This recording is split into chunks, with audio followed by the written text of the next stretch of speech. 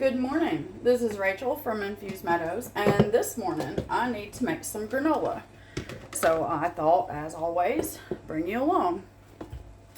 So to my large bowl, I'm going to start with 4 cups of old-fashioned rolled oats.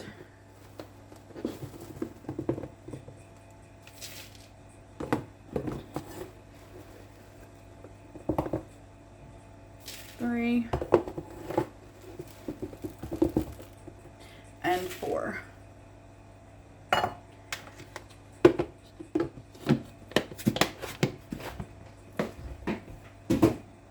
Next, we're going to add equal amounts. 1 cup of, I have some almond slices.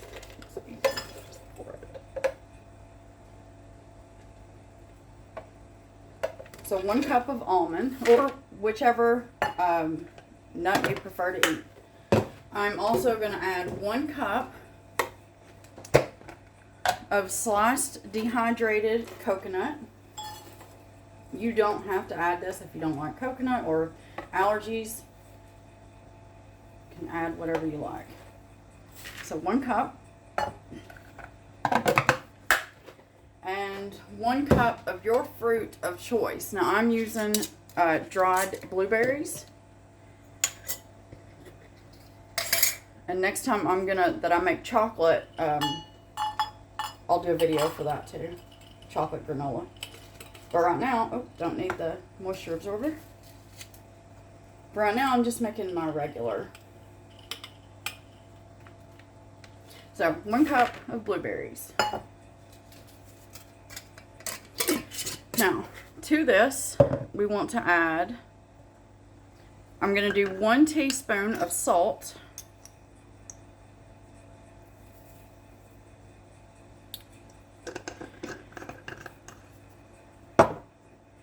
And then 1.5 teaspoons of cinnamon.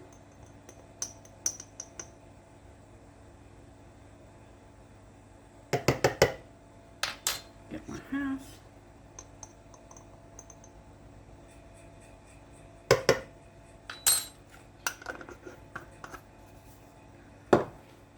And then what I like to add is 2 tablespoons of sunflower seeds, 2 tablespoons of flaxseed, and 2 tablespoons of pumpkin seed. Now, again, it's yours. You can change this if you want. And you're just going to mix this all up. Give it a nice toss. Try to get our salt and cinnamon moved around there. And you can add a pinch of nutmeg if you like. Pumpkin pie spice seasoning, apple pie spice seasoning, whatever you want. Make this yours. You want an apple pie theme, then change your fruit out to dried apples. Add in your apple pie spice mix and whatever other fruits or vegetables that you like in there. Not vegetables. You know what I mean.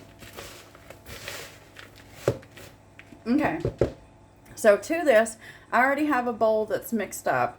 And in this bowl, I have 1/3 cup of oil. You can use avocado, canola, vegetable, whatever you want. I'm using coconut.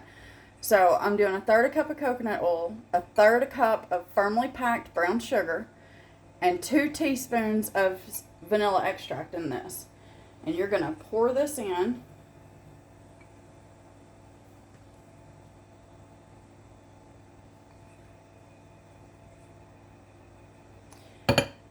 And you want to make sure that you stir and get everything nice and coated.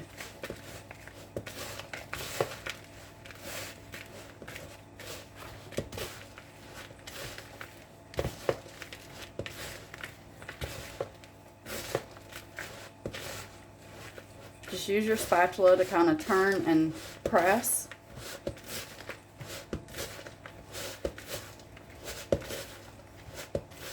Because you don't want this saturated.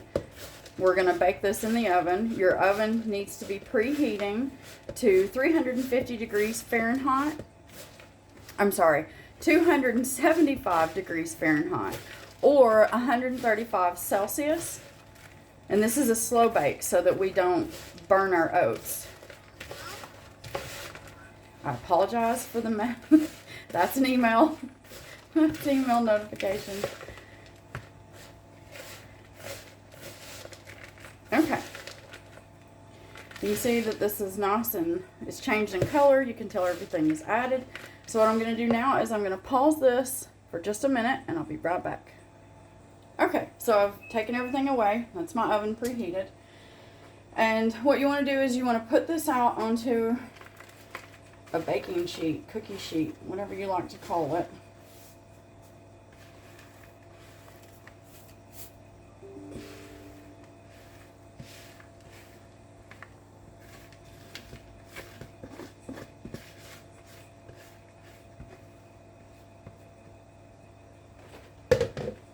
And then what you want to do is you want to spread this out. And you want to use the back of your spatula to start pressing this down firmly. I mean, you can use your hands if you want. Sometimes I do. Sometimes I just use my spatula. Just depends on what's going on. So what you're going to do is you want to press this down as evenly and as firmly as possible. And then you're going to bake this in your oven. Sorry. I would start checking it at 40 minutes. You should see the oats start to turn a golden color. Now sometimes this needs a little bit longer depending on your oven. I usually go about 45 minutes on mine. But my old oven needed 50. So just, you know, start checking it at 40 depending on your oven. And like I said, this will turn a nice golden color. At that point, what you want to do is you want to take this out of your oven and set it somewhere where it can cool off. You want this to cool completely before you start to handle it. And what you're going to do is once it's completely cooled, you can take a knife and cut this up, or what I usually do is I just grab the corner of my parchment paper and lift, which will cause a piece to break, and then I just go through and break this up into clumps and I put it into jars.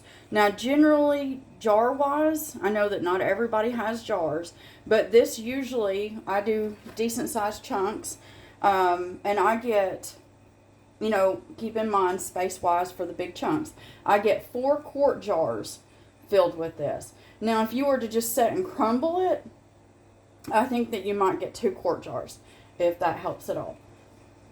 So, I believe that that's it. I usually store this in my jars at room temperature. I've had it set for 2 weeks and it was fine. Like I said, airtight jar or airtight container of your choice. And we usually eat this in our yogurt. So I hope that you give this a try. The next time I make chocolate granola, I'll do a video. I hope you like it, and if not, then as I've always said before, then I hope that you find the recipe that you do like out there. And I hope you have a wonderful day. Thank you.